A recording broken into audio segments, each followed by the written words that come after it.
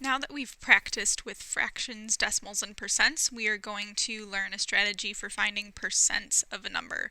So the first strategy we're going to look at is percent bar models, which will help us represent percents in pictures. So these models are used to find percents, a percent of a number. So we're going to find percents of a number, and we have something called benchmark percents. And benchmark percents just mean common percents that you use a lot, that are going to be most helpful to you in the real world in your daily life. So the first one that we know of and work with is 50%. That's when you are finding half of something. So when you're finding half of something, you're actually finding 50%. So if we had a bar or a percent bar, it goes from 0 to 100%, which we saw yesterday. And we know 50% is going to be in the middle. So if you know any number that you're looking for, oops, I accidentally took a screenshot. That's what I did not want to do. Okay, so if you have a number and we want to say, okay, you have 12, that's your 100%. What's 50% of 12? You would be finding half of 12, which would be 6. So 50% is a benchmark percent. Next we have 25%. That would be 1/4.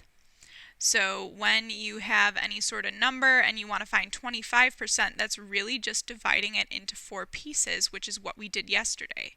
So it goes from 0% up to 100%, and each one in between is 25%. 50% in the middle, as always, 75%.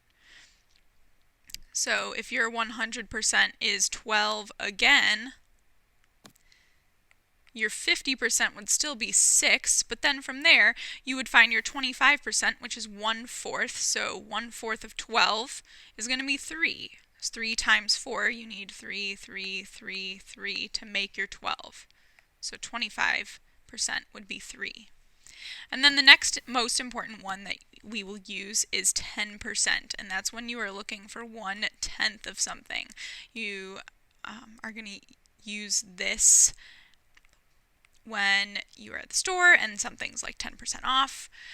So that means from 0 to 100%, we are going to split this into 10 equal pieces. So each piece is going to be 10%.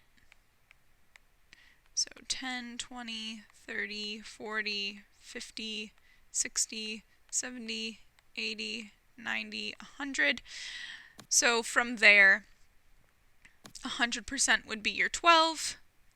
And 12, if we divide it into 10 equal pieces, so when you're finding 10%, you're dividing by 10. So 12 divided by 10, you would get 1 2/10 for each one. Oops, I should have been adding up for these. 1.2, 2.4, 3.6. All right, and then 1% is when you are dividing by 100. So finding 1/100th of a number, dividing by 100. So from there, you can take your 10%, break it down into 1% by dividing by 10 again.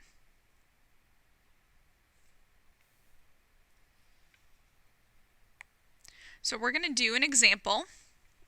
This example says there are 25 students in Miss Berg's class. 40% of the students walk to school. How many students walk to school? So first, we're going to label our 0% all the way up to our 100%. And we're going to start thinking about, okay, there's 25 students in Miss Berg's class. What if 0% of them walked to school? How many students would walk to school? Be no students, 0 students. Okay, what if 100% of the students walk to school? Every single student. That'd be 25 students walking to school. So from here, we need to figure out where 40% would be. So we're going to use our benchmark percent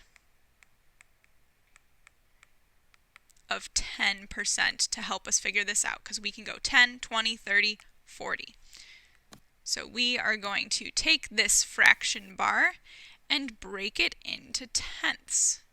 So we can put 50 in the middle, and then from there put in our 10, 20, 30, 40, 50. Oops, I made a mistake. I need to keep going by tens. 60, 70, 80, 90, 100. 60, 70, 80, 90, 100. Make sure your pieces are all roughly the same size. All right, so 100% is 25. If we divide this 100% into 10 equal pieces, we get 10. So if we divide the 25 into 10 equal pieces, we get 2 and 5/10. And then from there, we just have to count up 2.5 plus another 2.5 plus another 2.5 plus another 2.5 gets us to 40. So this would be 10 students. So 10 students walk. Now maybe you're not a picture person and you would prefer using fractions or ratios to solve this problem. You can also set up equivalent ratios or equivalent fractions. So it tells us there's 25 students in Miss Berg's class and 40% of them walk to school. Well, 40% means 40 out of 100. So 40 out of 100 is equal to some number of students out of 25, because 25 is our whole. So this is a part out of a whole, and this is the part out of the whole. So now that we've set up an equivalent fraction, we can use what we've been doing so far to help us figure this out. We know 25 times 4 is 100. So that means something times 4 is going to give us 40. And it's still 10. So this way we've also learned that the answer is 10 students walking to school.